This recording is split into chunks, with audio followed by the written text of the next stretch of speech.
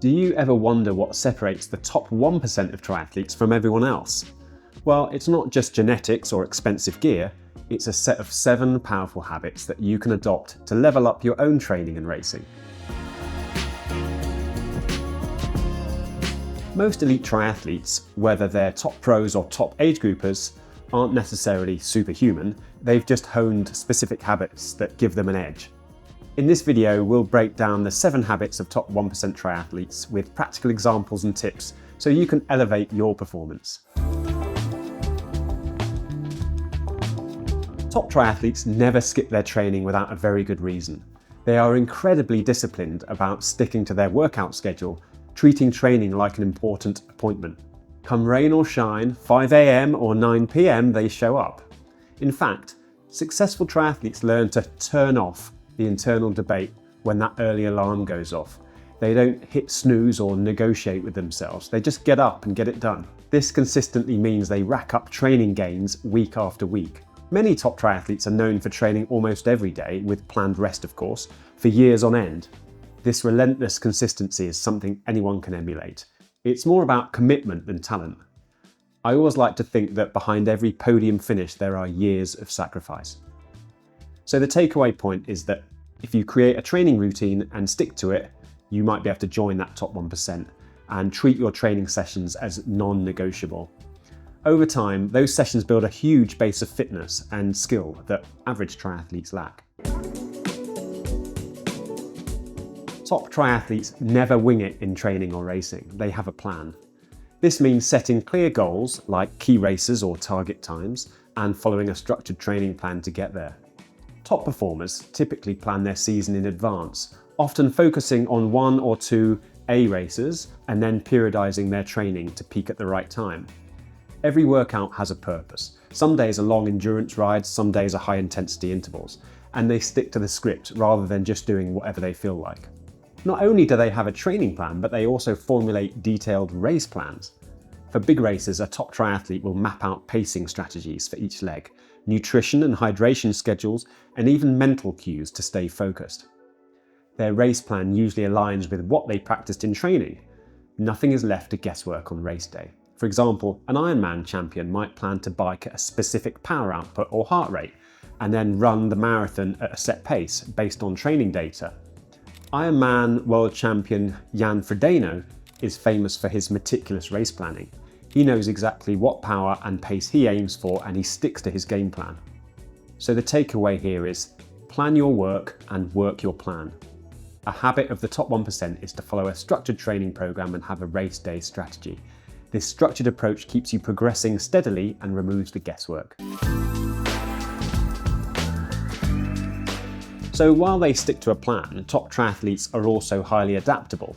They know that life and racing doesn't always go as planned, so they develop the habit of adjusting on the fly without stressing out.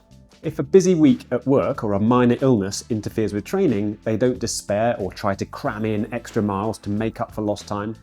Instead, they modify the plan and move on. So consistency is key, but also listening to your body and being flexible when needed.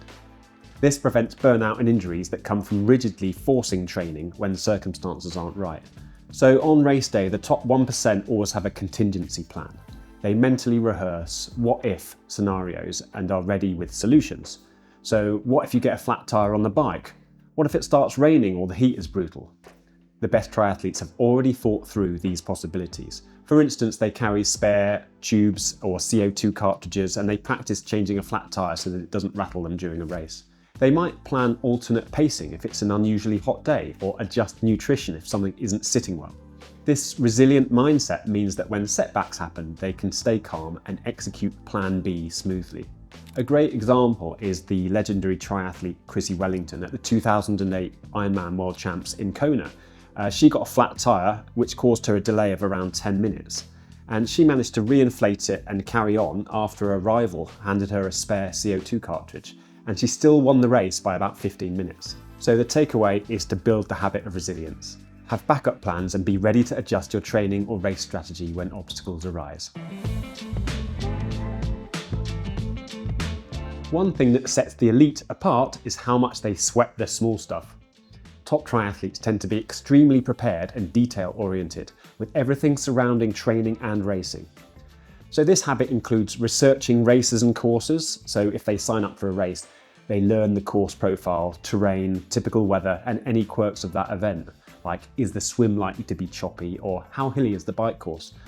And knowing this helps them tailor their strategy. For example, if the bike leg has a big climb, they'll practice on hills or adjust their gearing beforehand. As a rule, there are no surprises on race day for the top 1%. Elite triathletes also practice their transitions, so swim to bike, T1, and bike to run, T2, until they're lightning fast. Transitions are essentially the fourth discipline of triathlon, and free time can be gained or lost here.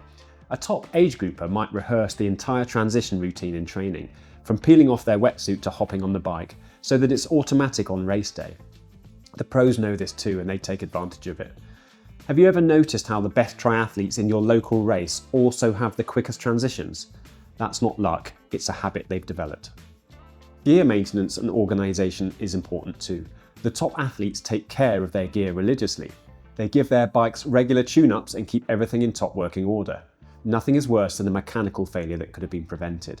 By habitually maintaining your gear and using checklists, you can ensure that your equipment won't let you down. As the saying goes, look after your gear and your gear will look after you. So the takeaway is to cultivate a habit of thorough preparation. Don't just train hard, prepare smart. You are what you eat. That might sound like a cliche, but in triathlon it is crucial, and the top 1% know this. A key habit of top triathletes is that they dial in their nutrition and fueling strategy both in daily life and during races. So unlike the mid-pack triathlete who might think, oh, I train a lot, I can eat whatever I want, the best understand that food is fuel. They emphasise quality nutrition to power their workouts and aid recovery. The 8-time IRONMAN champion Ben Hoffman said this: "The better and cleaner you eat, the better you will perform and recover."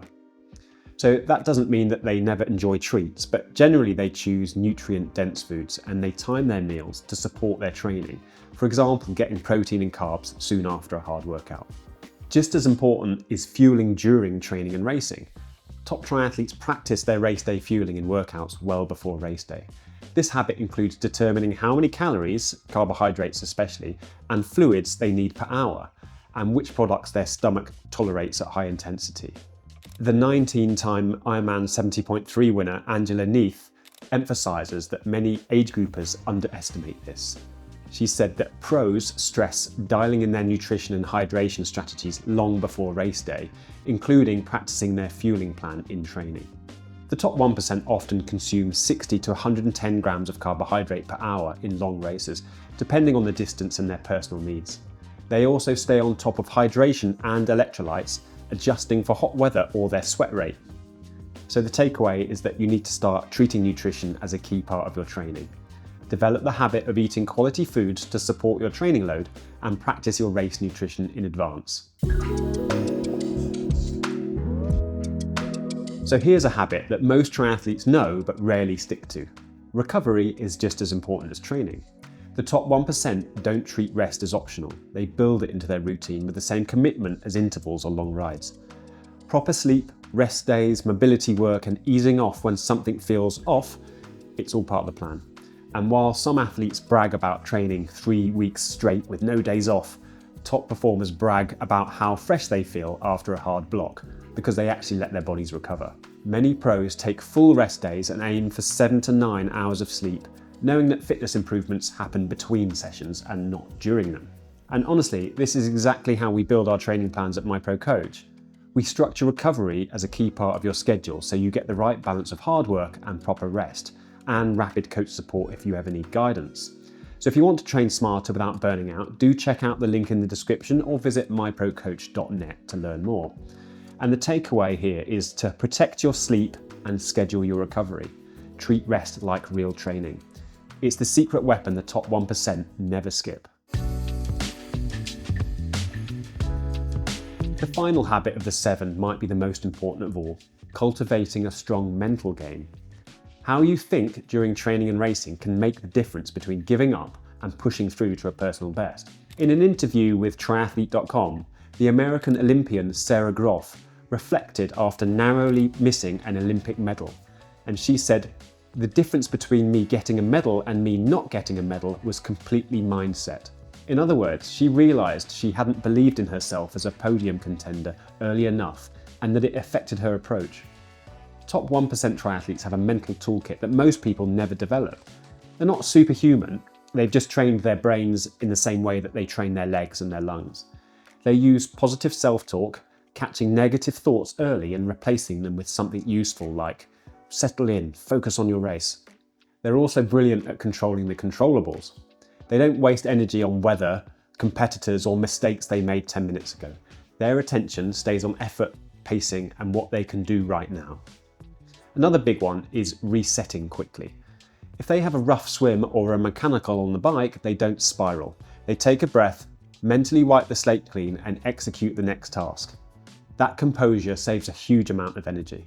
And many top athletes use visualization, mentally rehearsing the race, the tough moments and how they'll respond.